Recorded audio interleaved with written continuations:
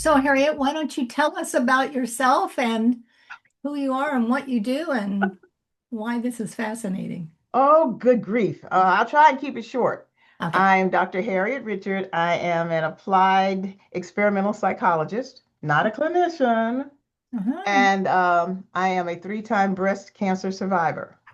Okay. And my emphasis has been on post-traumatic growth. You know, what happens 6 months to 2 years after people go through this. I've been a college professor for 41 years. I retired last year, had my last grant, and it was a clinical trial. So that was like going out with a big win, dealing with women. It was about women, black women over 50 who have had breast cancer and a mastectomy, and Okay. looking at post-traumatic growth in them. And so it was empirical research. So I have empirical evidence, but I love teaching college. Taught urban, rural, PWIs, HBCUs, um, every military school. I mean, every kind of teaching environment you can have. And I had fun every day because I love that. You know, it's fun. It's not just lecturing. It's not the sage on the stage. It Mhm. is the interaction with the students, and that's what makes the difference. And so now I see them in airports or at meetings or this or that, and I do not remember names. I remember faces, but I don't remember names. I'm like, oh baby, good to see you. But it's one for them. They do tell me. They go, we know you don't do that because you didn't remember our names in class. I'm like, you're right. And so they tell me who they are. So I'm happy about that. But yeah, that's kind of who I am. I don't know what I've left out, but it'll come up. Well, it will. And this is unscripted. This the way we do it is unscripted and I just kind of pull the threads through and so you have an intersection already that I'm fascinated with and that is I like the post-traumatic growth because cancer is traumatic, treatment is traumatic. The fear that your body's going to betray you again for the next 5 years is traumatic. And I love that you're on here because our audience are women over 40. So now we're in the midlife place and beyond, which is why most of us are finding each other on Substack because we still like to read. Exactly. Okay. Exactly. Especially thought-provoking material. And that's Exactly. Though I just do not, listen to audiobooks in the car. So, yeah. There we go. Yeah. And I'm also interested because one of the things our audience does is advancing racial equity in our lifetime in the United States. yes. So we are reclaiming the joy in diversity, no matter Yes. what they tell us to do. Yes. Well, I did look you up. I did listen to some I of the interviews and everything. Search. Of I knew you course. I would. found you very interesting in the comments that people made and all of that. It's just delightful. Yeah, That's yeah. why I so quickly said yes. I know. I knew, oh, you know what you're doing. I was like, yeah, good. We got the no like trust factor pre-started. That's good. Because one of the things that happens that I have not had somebody on here who could speak to was the difference in medical treatment that a white woman with breast cancer or a black woman, the barriers to entry to valid treatment and being heard in a doctor's office. If we could go anywhere with my heart would be really happy. Yeah, really an interesting question. My first research dealing with that after I got breast cancer the first time was looking at persistence. I was concerned about did women persist in treatment when they had something come up, some medical, something that didn't work, that got delayed for I don't know whatever they wanted, if they were going to do a tram flap or if they were going to do reconstruction of any kind. And I found that of the people, it's a small study, but everybody in the study had something that happened to them. These are all black women. Yeah. And yeah, everybody had something happen and they all persisted.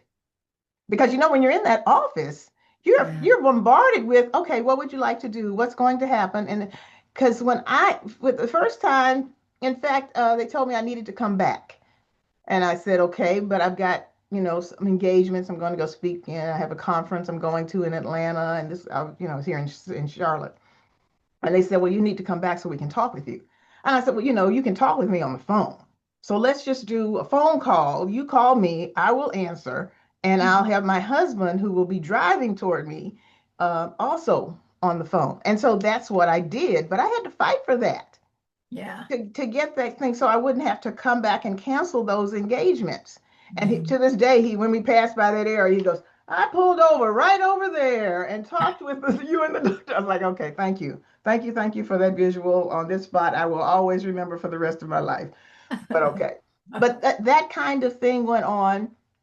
And also, it's just, I did go to a second opinion clinic. And I don't think they tell you about second opinion clinics. Never heard of it. And I'm not sure how widely spread they are, Hmm. but they had one here and they look at all of your, they look at all of your medical records Uh-huh. and, to come up with to see if they can come up with a conclusion. They do come up with a conclusion to see if it matches what's going to happen with you. Hmm. And they Hmm. did that. But it's been a kind of difficult. It's kind of like I was asking a doctor once about, well, what are there any natural natural remedies and natural things I can do? And he said, when you're a hammer, everything is a nail. Okay, I'm asking the wrong person. Thank you, sir. So I mean, yeah, and the whole thing from well, Medicare at least and now and some insurances are more widespread as I speak now about allowing you to get sleeves within the past 2 years, within the last year, I think. Last year Hmm. you could get lymphedema sleeves, three Right. pair every 6 months. Before that, you had to pay for them yourself. Hmm. And then they didn't have the right skin tone, the right color, that kind of thing. And there's so much. There's so Right. much. Getting someone to listen is difficult, just as Serena found in having her baby. Hmm. Letting them know that you need care Hmm. and this hurts. Hmm. Um, I have keloids, so I did ask my surgeon, are you sure you can do this? My surgeon, who's female African American, took care Hmm. of it. She cut straight, everything's flat. Uh-huh. The other one that did the tram flap, no, it's a bumpy body under here. It's a bumpy body. So even with people tell you, you really need to do research more to make sure. And I don't think that really should happen to anyone. Right. Right. And Um, you've had it 3 times. And so how many years since your first diagnosis? First diagnosis was 209. Okay. And then surgery 2010. Second diagnosis almost to the day 2012. I had a lumpectomy first Okay. and attendant chemo radiation, that kind of thing. Hmm. And then 2012 mastectomy. Okay. And then 2021, Hmm. yeah, COVID, the last incident. Yeah. And that one I talked about in one of the things because the first, they said that everything was okay. And they'd already put the clip in, which people sometimes call jewelry. I don't know. We just get these things, don't we? But they put it in and I wanted it out. I didn't want this foreign object in my body. Mhm. And my surgeon that I had initially said, well, transfer the information over here to me because it's a different hospital system. And they Mhm. did eventually transfer it. But when she was examining me the first time, she, found a little lump. And then the second time, when she came in after they had sent things in, she examined me. She said, wait a minute, this is different than the last time. And it had grown 5 centimeters. It was 2, and now it was 5. Mhm. And they found it in 5 different places. And they had told me everything was fine and clear. So I would not have found that until maybe that lump started growing more. Right. Yeah. So yeah, I don't know if I really answered that question. So what do you wish somebody would have been able to tell you when you started this Oh, journey? that it, I wish they would have told me what I'm trying to tell people that on the other side of this trauma that you go through, this post-traumatic stress, literally, is post-traumatic growth. Okay. And that there is another side that is far beyond, you're doing far beyond what you thought you ever would do. That's what I wish I might have had more hope, although I have my faith is pretty deep and strong. Uh-huh. And and of course people tell you you're gonna be okay. You're gonna be okay. And you're like, okay. But I'm scared. I'm scared. But yeah, but I wish they would have told me that on the other side of this, you're gonna do more than you thought you ever would do. Because I didn't think I would have 17 years of research looking at breast cancer and talking with women about breast cancer. Um, I also wish I had, yeah, that's really the main thing. Oh, the other one is knowing that you're going to go through depression and some other kinds of anxieties, and you may need to talk with a clinical psychologist or someone. And as a psychologist, yes, you do need to do that, and it's okay. It's not a stigma because this is trauma. And I think I talk about, I'm living in a changed and changing body as I am Mhm. now. Next month I'll be 75. Okay. That is like, ooh, it's like I can't hardly wrap my head around it. For this whole year, I've been saying I was 73. My husband was like, "You are 74." I was like, "What? Where did that year come from?" But now that I there tell may be a people, celebration, yeah. And I tell people it's not your mama's menopause. it's My mama not. at 70 was not doing what I'm doing or looking like I'm looking at 70 either. And the extra, I mean, I do play pickleball, and I'm pretty active and work out, but I notice some things I'm not moving as quickly. That's why Mhm. pickleball is great. Yes. Yeah. And I see you have colorful sleeves. Oh yeah. Oh And so yeah. one of the things that people who haven't had breast cancer don't know about is the lymphedema. Yeah. And is it common to have that when breast cancer is the site? Depending on the nodes Okay. that are taken out, usually they take the sentinel node, and that's not so much of an issue. Mhm. Um, I have talked to women who, before they even knew that it was lymphedema instead of LIP lymphedema, Yeah. who have had it, because this is really kind of comes out of the breast cancer or any kind of other kind of thing that affects the lymphatic system. Mhm.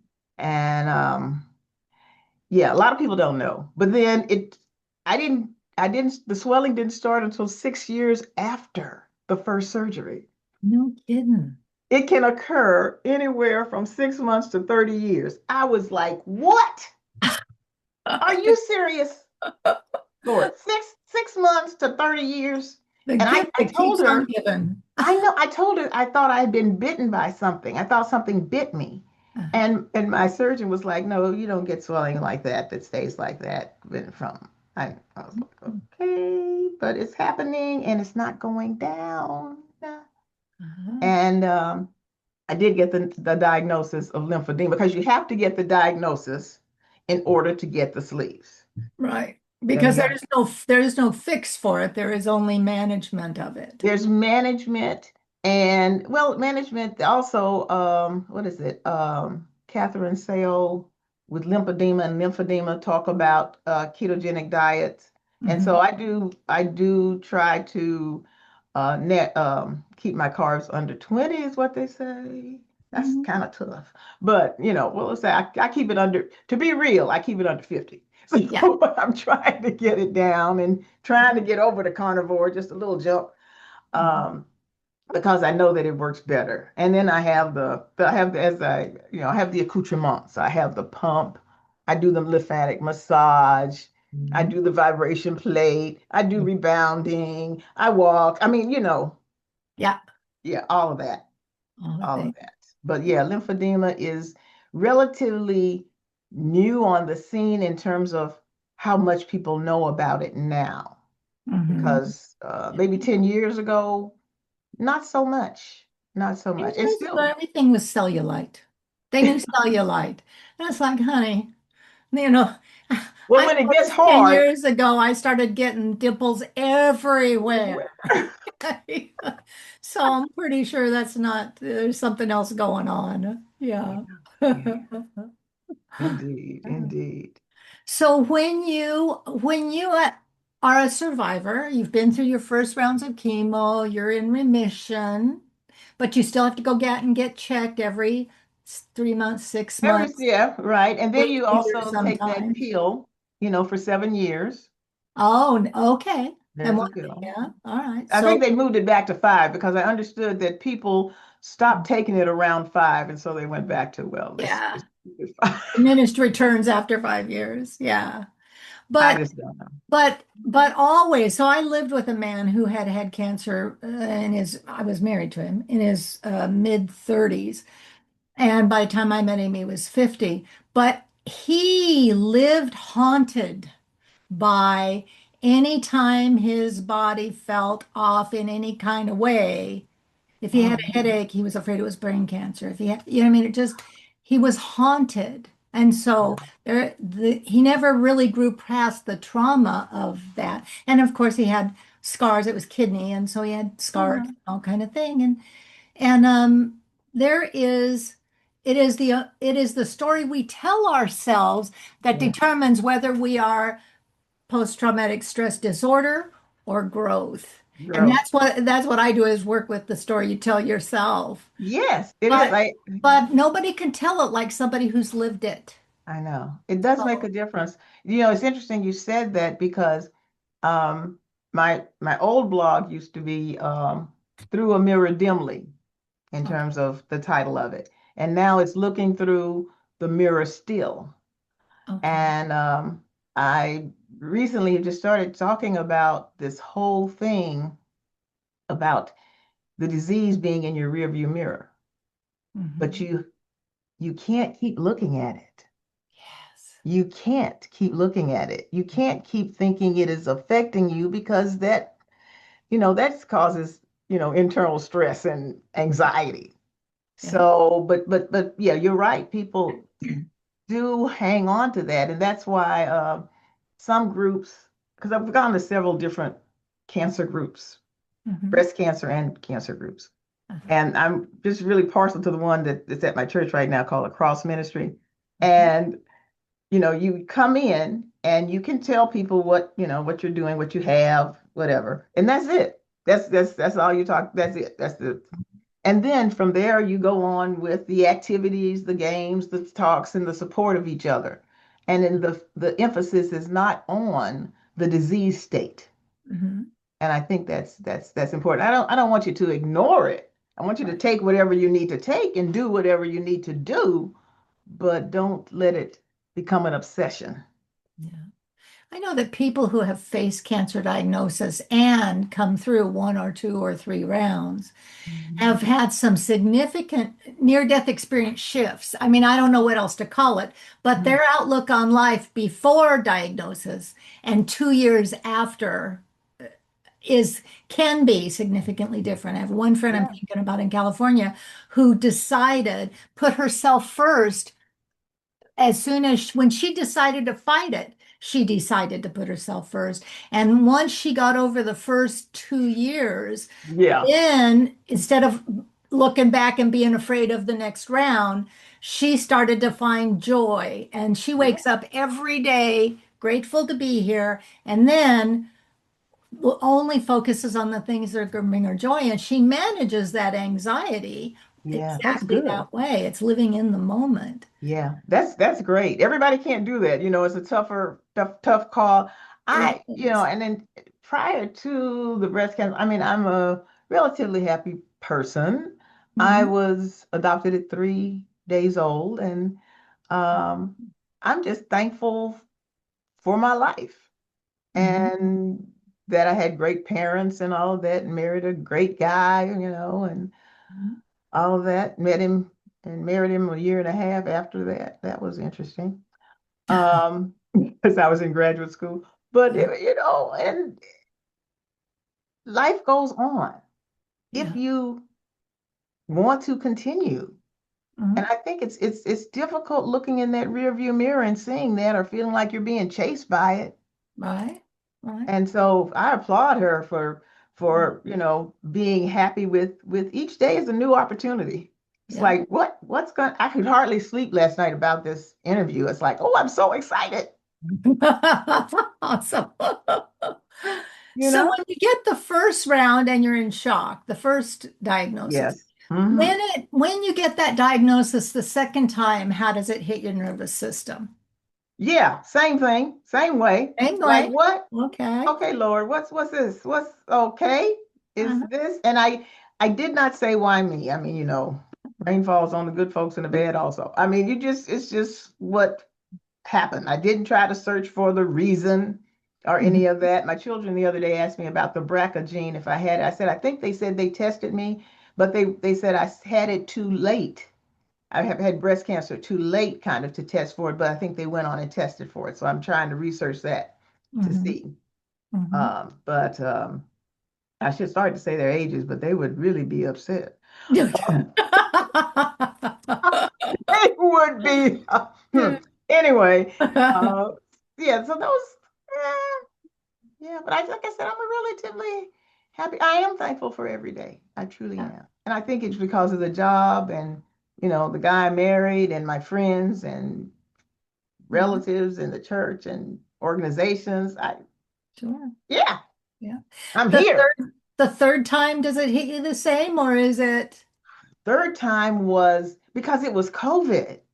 Yeah. Oh, COVID. it changes everything. So it was a different animal. We've been walking and doing things and all of that. And then I got the diagnosis. And this was the one where, like I said, the guy said he saw it with his naked eye when he did the Mhm. biopsy. And then it turned out that the hospital results said no. But then Right. when my surgeon checked it, it was a yes. So Oh. it was all of that back and forth. So it Mhm. did hit differently and it felt differently because there was more isolation, but I was still teaching Uh-huh. and I was teaching on Zoom. Okay. So I could, do what I needed to do Uh-huh. and still make my classes because I think I taught only on Tuesdays and Thursdays. It was a great schedule. Right. So it made it easier, but you still have to go through the surgery and all of that. So you kind of know the routine, to check the, second opinion clinic. You know the questions to ask. The first time I took someone with me Yeah. because I wasn't sure I'd remember everything. And I don't know how they felt about tape recordings because some now I see doctor's offices, you can't use your phone. But Oh. I'd Wow. always like to know. So I took a good friend of mine and she was there and took copious notes. She did a great job. And she also went with me to treatment. After the first treatment, we were sitting there laughing and talking so much because I thought it was only going to be an hour because I looked at the thing and it said you're going to get this much. And I was like, that's not very much. Take an hour. Okay, so you're there 4 hours. But we were laughing and talking and having such a good time. And I Mhm. said, well, listen, you don't need to come back with me again. First time. And she came back every single time. And we had a ball. And people were Yeah. like, what? Y'all is having too much fun in here. What y'all talking about? Come on, come on, come on, talk with us. It was that kind of thing. But that last one was an isolation. So I just kind of mainly, and going through the surgery, because there's hardly no one in the hospital, everybody's masked up. And my husband went and he was the last person out that night. He was like, I was wondering if you were, I didn't know what happened. I was like, well, I was back there. They did what they needed to do. I always have trouble finding my veins, but now they have this instrument. So, it was a different kind of experience, but maybe I just met some really joyous people that were on in the hospital that day doing everything that they had to do to me. They were, I don't know. It's like happy people. I was like, well, look at y'all. I know. Wow, you're really I'm having a great day. I'm having a great day. I was like, okay, Yeah. this is a lot of, hospitals are, illness and death and the whole 9 yards. But that day, Good customer service. Yeah, yeah. But it's so it did hit differently because it was COVID. Right. COVID has just distanced us from so Mhm. much of each other. Yeah. Yeah. Well, your growth has grown you into and through a retirement now. Yay! And so you're in the reinventing phase or re something. What do you? Yes. What did my husband call it? New beginnings or something, whatever. He says something. I don't know. Like now he's concerned, like, you aren't bringing in any money. You- I know. Welcome to my new So world. I know. I was like, well, okay, we'll see what we can do here. I don't know, but I just want to have fun. Exactly. Yeah, Exactly. And so I tell people to pick the thing that if somebody bumps you, you can't stop talking about. And then you'll never run out of material or energy that's true. to do That's it. true. Yeah. That's true. So what lights you up? Everything. My grandkids. Uh-huh. Playing games, playing cards with my husband, or playing games with the little grand boys and who think my grandson, he's like, I said, how was your dream? Oh, I don't dream. Yes, you do. It's REM. I'm a psychologist. I'm not just your grandmother. You do dream. You just don't remember your dream. No, grandmother, I do not dream.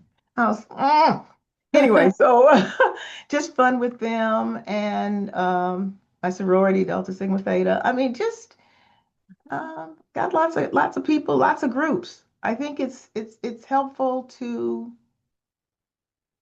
I enjoy people, and I think it really helps. I'm an only child, though not spoiled in any way, but Yes. Let's be clear. so yeah, so if I had to miss a day of school, I was like, oh no, are you kidding? I can't go see my friends. I gotta be sick. Yeah. Yeah, So what so about the loneliness? What about women who are having health challenges and are in menopause or beyond, and maybe have had a career change, whatever that means, and a husband looking at them saying, "You're not making any enough money." or you're supposed to be the breadwinner. Come on now. That's Uh, right. Yeah, let's just roll right in. Yeah, I think so. I think it's hard. It really well. I have a couple of friends who like being alone. That Yep. is what they like. Yeah. They kind of prefer that. Yeah. And if that's your cup of tea, Mhm. then that's okay. Mhm. But if you're lonely and you really want, you know, people or folks, I mean, there's so much out there to be exposed to. There's so much that's happening in your town or that you can get out and just go to. Mhm. Um, you can join groups and you just, and you don't have to stay with the group if it doesn't work for you. Move Yeah. on to another one. Mhm. But there's so much at museums and libraries and different kinds of events. So you got to be able to kind of expose yourself to that, I Mhm. think. And Yeah. most folks usually do have some folks that they reach out to. Mhm. Even my friend who says she's more of an introvert and COVID was really okay with her. She Huh. enjoyed being in, but she still has a core group. Yeah. And I think that's important. I don't think, my idea is I don't think people should be totally alone unless they want to be alone. Mhm. And That's there's a difference between alone and lonely. that's true. And Exactly. during COVID, they did, I think that's at least when I noticed the research that said that loneliness was a health risk factor equivalent Yes. to smoking a pack of cigarettes a day Mm, because of what it does to your nervous system and the feelings of loneliness. yes. As does sitting in terms of that. I'm supposed to be moving every hour. Uh-huh. That sitting, working Yeah. is not good. You're supposed to, what does it say? 10 minutes, get up for 10 minutes and move around, do some walks or do some squats or something like that. And I can sit at the computer for 4 hours and work on something Right. and not, and then and not move literally because when I get ready to move, it's like, oh wait, what? I know. I think I really should have moved Something because stiffened up when I now, wasn't looking. yeah, yeah, yeah. So you're right. There's a difference between loneliness and being. So, So what do you write about on Substack? I write about body image, breast cancer, and healing. And I think that gives me a wide range of things. And It then, does. whatever I think about, whatever comes in my mind, and I Yeah. try and link it back. Yeah. Um, I think the one that comes out on Thursday, I'm writing about this quilt. Is that the quilt? Yeah, that's the quilt that someone gave me Mhm. um, when I had breast cancer. And it was something that I didn't know I needed. And in fact, yeah, this is a preview of it because they talk about, I think I'm trying to name it something, groups and things you didn't think you needed. Oh. And talk about the different groups. And then I talk about this quilt that Mhm. and what that meant to me when I got it. But I did not know. And sometimes you do that. Someone gives you something or says, because that's the other question people ask. Well, what do you need? What can I do for you? It's Uh-huh. like, and just think about it. People need to eat, you Yeah. know. And so you could bring over some food. You can say, hey, I'm going to go shopping and go to the market. What kind of things you need? Or I'm going to pick up something. Or, oh, yeah, I know your favorite place is so and so. I can drop something by. Yeah, all of that, all of that. Or just, hey, how you doing? Mhm. That too. All of those things work. Yeah. So how does body image come into your writing? Well, I like style and fashion. Okay. And my body has changed. It's changing.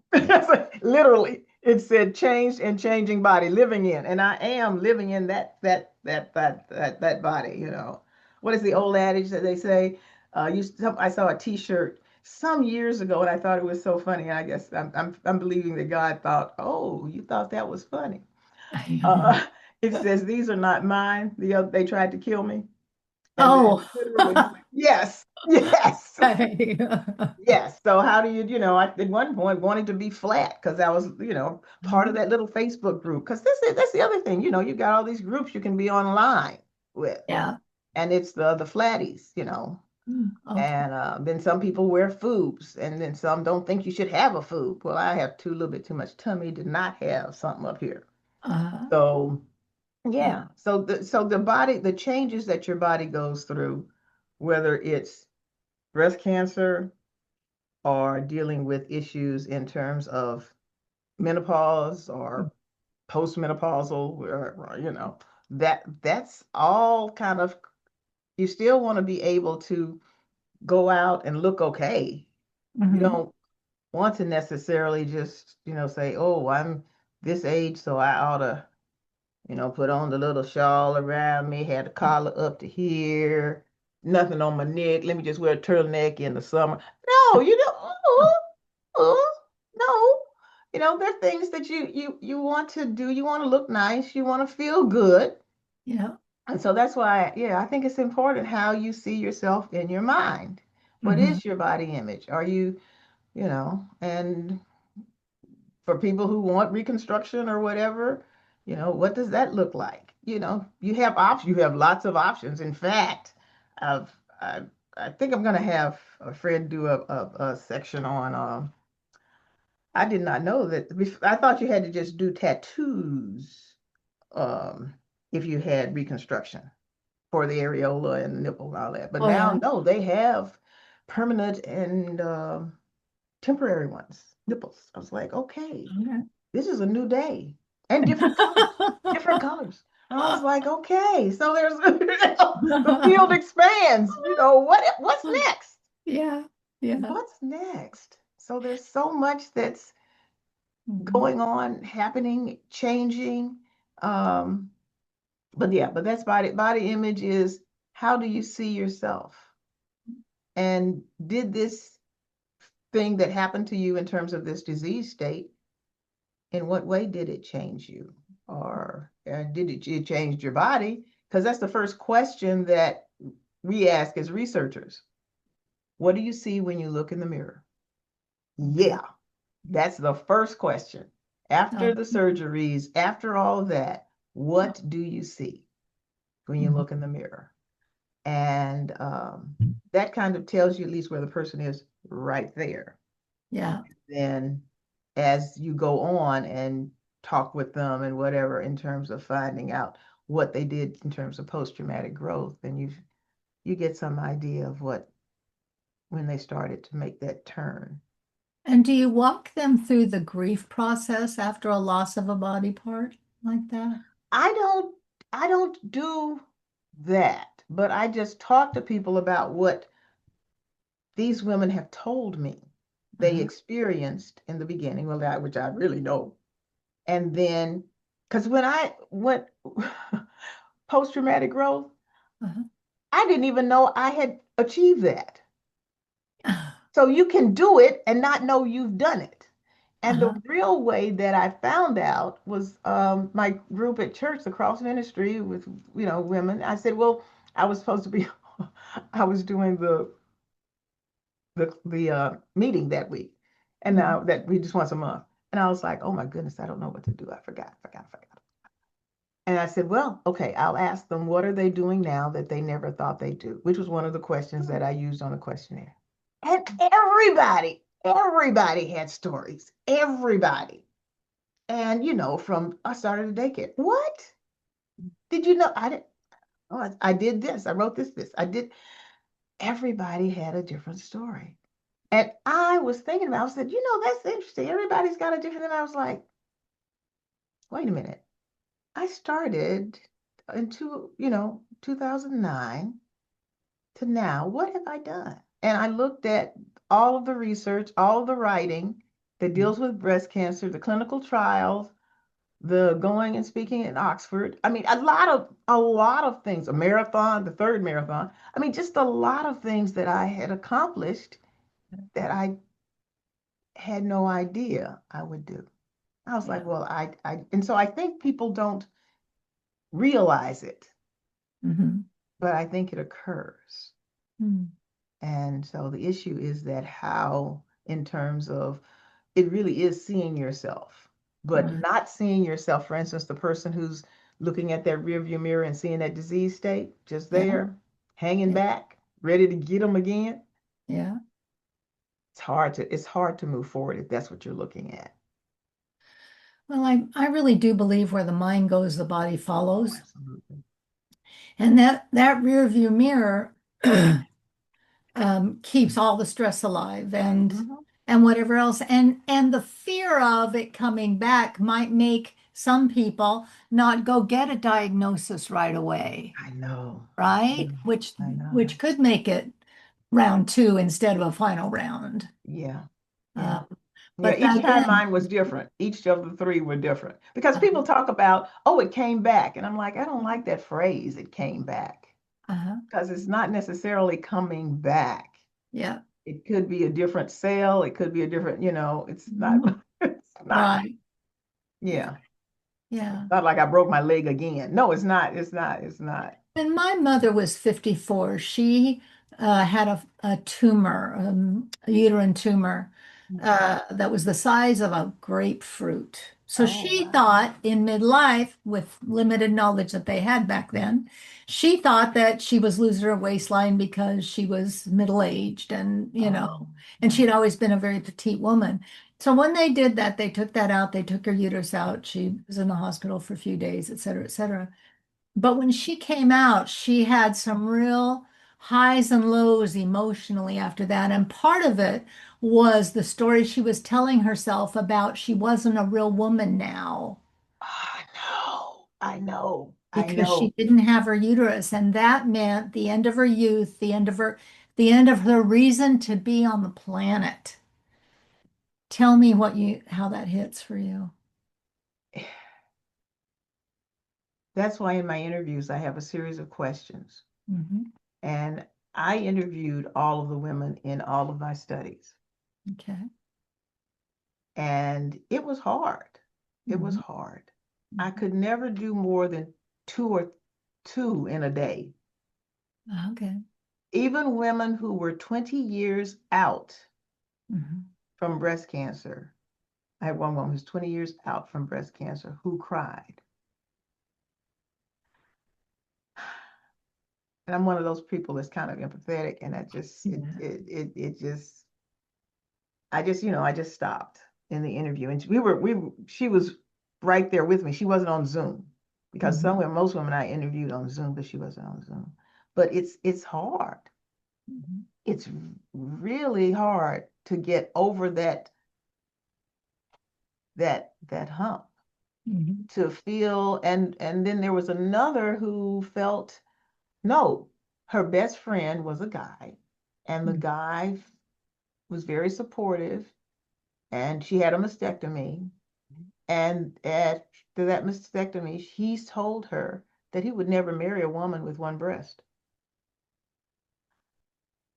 Mhm. Of course, that broke that relationship, Right. that friendship, Yeah. even though it's like, why did you say that? Why? Why did you say that? Right. Nobody asked you. Mhm. Um, and it just, it just made her feel less than. And Right. that's the other thing, we've got to get beyond that point of feeling less than. Mhm. And I don't know exactly how you do it, but there's several different ways, but you can't let that missing part. And some people felt like, listen, I sacrificed that part to be alive. There you go. That's That was some people's attitude, yeah. but there's still some who felt like your mom felt, that Mhm. I'm not a woman anymore, even if she's not in childbearing age anymore. Right. Right. Yeah, because that is the whole, back to body image, Yes. Yeah. how she saw herself. And And how she saw herself reflected in the culture and in the exactly. Well, people that's, around her. yeah, yeah, yeah. Because the other study I read was about how many partners, male partners, leave their wives, particularly over breast cancer. Oh my gosh. And I think there are some things that everybody knows and nobody's talking about, and then the people who need to know don't know it. Don't talk about it. Yeah. They Yeah, don't. I'm still curious. One of the things that's happened with my research is a lot of it has been read outside the United States, which is really kind of surprising. And it's been in, all over, in China, in South America, Mexico. It's different. And I don't know exactly why, or I need to probably do some more checking on that to find out what are people looking for? What answers are they finding answers in what I've written, or what are they looking for? I'm just Mhm. curious about that. How many But people did in your research? How many women did you interview? it varied. We tried for 50 this last time, and we got around 30, Okay. because it's the other part of it is it's qualitative, because we're looking at everything they said and using their own words, Yeah. because some researchers paraphrase. Oh, Mhm. why'd you do that? That isn't what they said. I don't think that's what they meant either. Uh-huh. And yeah, yeah. So you AI have to, paraphrases a lot. what now? AI, Oh, if goodness you're me. putting your research into AI, it's going to homogenize that stuff to take Oh, all the yeah, sharp edges off, and it yeah. won't be your voice anymore at It all. will not. It will Yeah. not. But because it takes a lot of hours, because you do have to transcribe all of the 20 some questions that I asked, and their discussion about what they saw in the mirror and how did that make them feel, and those kinds of things. So so I've done about, let's see, I think there are four or five studies Okay. that deal with empirical data. But it's a tough thing to do that. And So, did you see any patterns over time about? I did see this this last group, and again, this was in the midst of COVID, and that's why I know we did not get as many people as we would have, Good point. because they were, when you go through a hospital system, they have to call the people and see if they might be interested. Then they tell my group, and then I say, well, call them, and and I'll, it loses, it gets lost in translation, Mhm. because you don't know, even this is like a follow-up, but it may be a week later. Yeah. And then I want to know all these questions about your breast cancer and that kind of thing. And they still, it was hard during Mm. COVID. It was really difficult. So I'm just thankful for the people that we did get, and we're able to ask them the questions, Mhm. and they would tell us what they felt. Interestingly enough, about half the women really were positive going into it. Okay. Some were negative. And then by the end of it, to terms of post-traumatic growth, you've got about 85% Okay. talking about the Mhm. positive things that have happened to them and how that, Mhm. but you still have that 15%. But Right. the surprising thing for me was that so many people went into it being positive. Mhm. And again, that's back to that persistence of that very first one. Because I Right. couldn't believe the stuff people went through with surgeries and the rest of it. Because when you go to the doctor, they want you to tell them everything. Okay, when do you want the surgery? This is going to happen. It's you've got to make snap decisions. And there's so much urgency Yes. that, you know, how do people do that? I don't know. Well, I mean, I think you really have to slow the pace. Hmm. Really have to try to slow the pace. Just like I said, I didn't realize I was slowing the pace, saying, call me instead of having me come in. So you Hmm. can tell me, so you can schedule the date. So they did tell me I needed to schedule a date. I said, well, I need to talk to someone else, by the Hmm. way. I didn't say second opinion clinic. I need to talk to Right. someone else. So Yeah. I'll get back to you. That kind of thing. But that's not what you're almost allowed to do, Yeah. because they're pushing you, because there's this schedule and we need to meet and we need to schedule you out. Mhm. And even for that second doctor's visit I went to, when I went to my surgeon, she told me, she said, why did you take so long to come back? I said, they scheduled me out for six weeks. And she said, don't do that. I needed to see you sooner, but it did allow her to see how much growth had happened. Mhm. So that was good in a way. Yeah. But she said, don't let that. I was like, oh, I didn't know I could do that.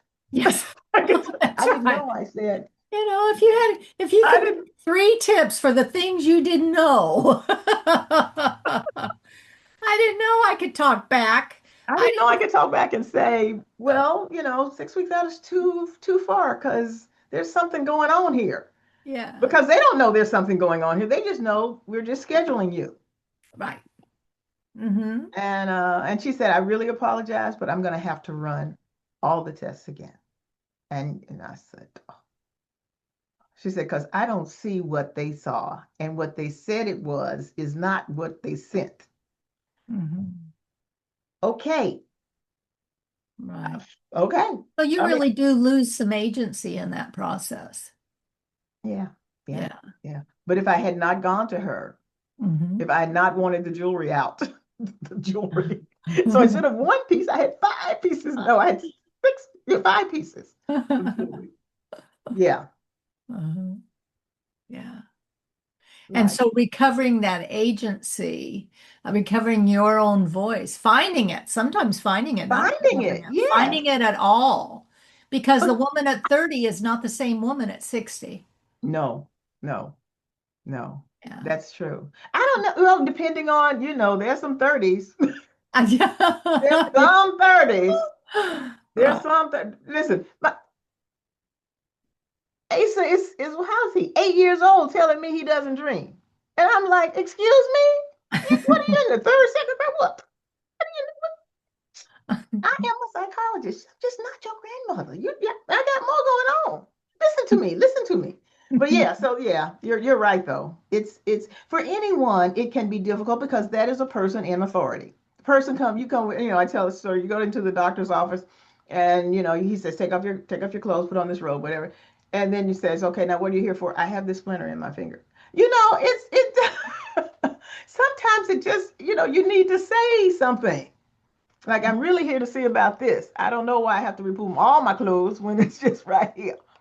Right. That kind of thing. But yeah, that agency, but we're not necessarily taught to do that. Exactly. Society does not say raise your voice. My website is called $2, the number two and dollar. Mhm. Anyway, which is not exactly up yet, so don't go look at it. Anyway, but I have reserved the name. And it's because I went with my father in the 50s when he went to vote, and he had to pay a $2 poll tax Oh my. in order to vote. They didn't ask him how high is the sky, how many bubbles in a bar of soap, those kinds of questions. They didn't ask him those. But he did have to pay $2, which is equivalent to over $20. Mhm. How many people would pay $20 to go and vote? Now I Right. know some people may not be able to afford that Right. $20 to go and vote. Mhm. And voting is important. Make that clear. Make that Speaking of clear. voice and agency, yes. Yes, yes, you Yeah. must vote. Yes, please, please vote. Do you think that having that voice affects your PTS growth? I would hope so. I Yeah, would think, right? I would hope so. Yeah. And I don't think people necessarily, like I said, I don't think you necessarily realize it, Mm-hmm. but I think it is a positive. Right. But then it depends on, what have you been told and what are you being told Right. now Mm-hmm. about aging, being female, having breast cancer, Mm-hmm. what you can do. Right. You know, Mm-hmm. I'm just determined that I'm gonna make something on some money. I don't know. At least some. I don't even know why he said that. I think he's just messing with me. I think that's what it is. He's like, this is not a hobby, it's a business. Now, yeah, okay. All right, I Mr. spent the Business. whole year trying to decide if it's a hobby or business, and then I did my taxes last night. Damn, I look good on paper, but it's exhausting. Okay. I'm going to take a page out of Monica Hebert's book and say we don't retire, Rewire. rewire. Oh, you That's must what be. Edward uses. God, That's I it. love That her. is the term. Yeah. I'm so glad you said that. That is what he uses. He rewires. Yeah, Yes. he's trying to rewire me. I'm like, I am the only rewirer of me. There you go. Rewirer. That's hard to say, isn't it? It is. It is. A little tongue twister there. Yeah, but I think that's what you have to do. You have to decide because I mean, like I said, I loved every day of teaching. Every day is the most fun ever. And faculty development, that whole thing of helping faculty learn and grow and do more. And Mhm. so now it's like, okay, what shall I do? And then the blog was fun, and I was like, okay, well, let's see what we can do. And I have a list now of about 100 different topics related that I want to write on. So at least I've got that supply. There you But I think I like the conversations. I don't know if I can do it your way. No, you'll do it your way. You're good. I don't know. You're good. You I just was make me feel comfortable and relaxed, and yeah, there you you go. do that. Just lean in. Yeah, but I think I talk too much. I gotta rein myself in. No, no. When women gather, magic happens. And Yes. that's really all that matters. And what I love about what I do is exactly this. I get to sit across the table from you, Mm-hmm, virtually mm-hmm. or in person, and we share story. It's Yes, not just your story, Mike. We share story, it's true. and we hope that our listeners find pieces that cause them to want to share Resonate to their them. story. Right. And that conversation, we plant these seeds. You're a woman of faith. We plant these Mm-hmm, seeds and we mm-hmm. let the wind blow it That's wherever true. they need to go. That's true. I show up, I do my part. You showed up, you did your part. And you're beautiful on camera and you're wonderful to talk to. And I'm so Well, glad you thank you. decided to Thank you. come. Thank you. I'm really glad to be here, and I appreciate being here, and I appreciate your invitation. I'm like, oh, what? Okay. Let's So go. give us one more time on Substack, which is the primary place people are going to find you till you get your website up. And where is that? Yeah, because it's drharriet.substack.com. Okay. And then hit subscribe, and soon you'll Mhm. be able to hit. Yes. Anyway, we'll see what the offer's going to be good. It's going to be Mhm. good. It's That's coming right. soon. But Well, that subscribe matters because that's how oh, it Substack, does. when you get to 100, it starts pushing you out, I noticed. But it took Well, me a year and a half to get to 100. well, But again, it's just I try not to pay attention to the stats. uh-huh. because being a data-driven person and Mhm. understanding Oh man. research, it could be, it's just it's up or down, and I can't do that. Yep. So I'm just letting it do what it does and just trying to connect with people. There's so many people I want to, I make too many comments because I'm just looking at what people are writing, like, ooh, yeah, ooh, that was really good. I like that part. But I think that's what it's about. And I like it because I'm not, my husband does doom. Oh, I shouldn't say that. Anyway, people do doom strolling. And, Yes. uh, Oh yeah. and it's not like that. It's really Mhm. reading for information. I do believe I have two or three articles in one. So, so I can't. Yeah. I think I'm just writing too much in that whole one. I think Barry Gordy told Smokey that he's, in his songs, there were three songs instead of just one. And they could take, Uh, and take. And so I'm trying to start teasing those out. yeah. But so far, I haven't been able to do that. And let's just let it go because my mind doesn't necessarily follow that straight path. There's still some things. The best part about Substack, first of all, is the vibe, the camaraderie, the Exactly. support that you don't see on most other social media. But the rest of it is that it takes about a year of just showing up, doing what you do, and when you see it, your body and your mind will self-regulate to get more effective Mm. without it because it changes you. It really Mm. changes you. The things I was willing to talk about a year ago, I Mhm. still had my little hidden dramas and secrets. And now it's like, oh yeah, you're a strange. Hey, I got one of those. Oh yeah, I've had, Let me tell you the hard part of that. Yeah, yeah, yeah. And so the secrets, old 12 step, we're only as sick as our secrets. Hmm. It's almost like Substack has given me a place, a low risk place to tell the rest of my story. Ah, that's good. That's good. There you And go. the main reason I am here is because my research and presentations is to, there are two professional audiences. The people that I interview, especially this last group I interviewed, again, this was COVID time. I sent out, the little $25 things that they in electronically. People did not click it. People Yeah. did not. But again, this was COVID and electronically you're receiving something that says you got money, you know, Yes. so that just did not work well. And I said, and they can't get to the information because it's in these university libraries. Mhm. And you have to be a university student or faculty in order to do that. You maybe some things you can find on Google Scholar. Right. I know that there. I've tried to figure, yes, some things are there. But I wanted the information to be accessible. Yeah. And having free subscribers Yeah. makes it so. There you And so go. that's really my reason for being on Substack.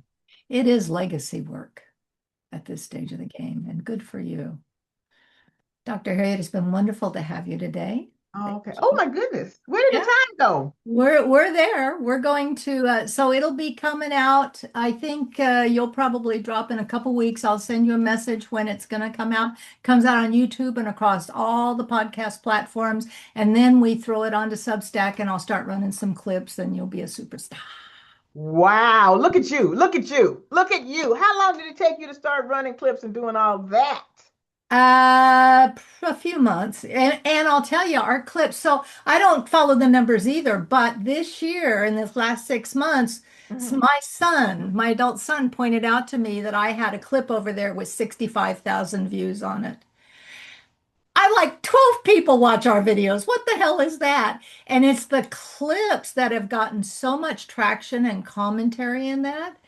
and Oh, that's trolls occasionally. And but yeah. Well, but that's we're wonderful. at almost 300,000 views on that silly little thing. And I started it 2.5 years ago just to keep me honest about not going back in my white privilege bubble and to keep talking Well, about these people. you're on it. You are really doing what you said you do. You are Yeah, on by it. showing up. All I You got to do do is show show up. You do show up. I was like, look at her. up. Thank you. Thank you for your trust and your time. Oh, my pleasure, dear. Thank you. Bye bye. Bye.